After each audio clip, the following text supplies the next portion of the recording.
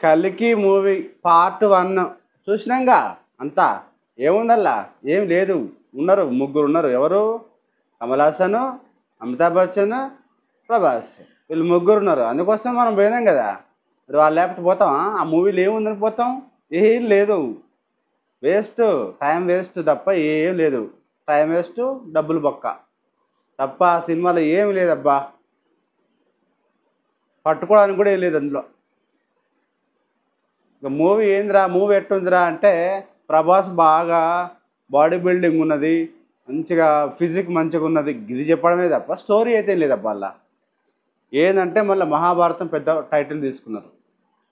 మహాభారతం నుంచి అన్నట్టుగా, దాని కంటిన్యూషన్ అన్నట్టుగా పేర్లు పెద్దగా పెట్టిర్రు. లెజెండ్స్ని, క్యారెక్టర్స్ని కూడా లెజెండ్స్ని తీసుకొచ్చి పెట్టిర్రు. అన్నీ చేశారు కానీ డైరెక్టరు స్టోరీ పోగొట్టిండు. స్టోరీలు ఏం లేదు, ఉట్టిదే. కలర్ఫుల్ మూవీ అయితే కాదు ఇది. సబ్జెక్ట్ ఉన్న మూవీ అయితే కాదు, ఉట్టిదే. షోపటప్గా జరిగింది. మూవీలో అయితే ఏ దమ్ము లేదు, ఒక పాట లేదు. ఏమనంటే ఫైట్లు అసలు ఎందుకు చేస్తుండో కూడా తెలియదు. ప్రభాస్ ఏదో ఫైట్లో హీరో కాబట్టి ప్రభాస్ చేయాలి కాబట్టి చేస్తున్నట్టుగా ఉంది అంతే. అంతే తప్ప ఏం లేదు అక్కడ.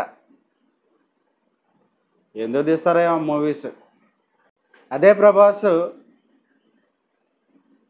బాహుబలి ఎట్లా యాక్ట్ చేసిండు, దీంట్లో ఎట్లా యాక్ట్ చేసిండు?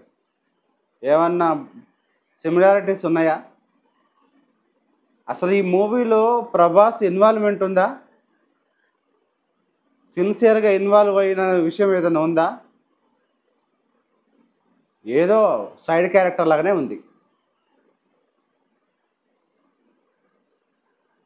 అంతే తప్ప అక్కడ ప్రభాస్కి ఇక్కడ ప్రయారిటీ ఏమీ లేదు. ప్రభాస్ తోటి మొత్తం నడిచింది కూడా ఏం లేదు. అశ్వత్థామతో నడిచింది కూడా పూర్తిగా ఏం లేదు.